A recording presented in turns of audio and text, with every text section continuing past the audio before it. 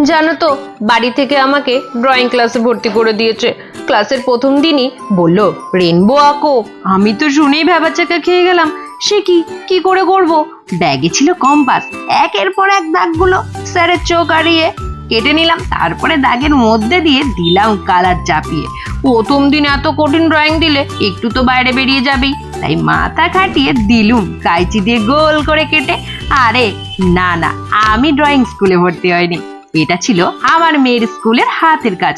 সুন্দরভাবে একটা আর্ট পেপারে রামধনু, সূর্য, মেঘ, বৃষ্টি সব কটাকে এঁকে নিয়েছি। এরপর সব কটাকে কেটে নিলাম কাঁচি দিয়ে। তারপরে একটা শক্ত বোর্ডের মধ্যে সব কটাকে আঠা দিয়ে চিপকে দিলাম। এরপরে সূর্য মামার দুটো চোখ এঁকে দিলুম, এর সঙ্গে দিলুম মেঘেরও দুটো চোখ লাগিয়ে।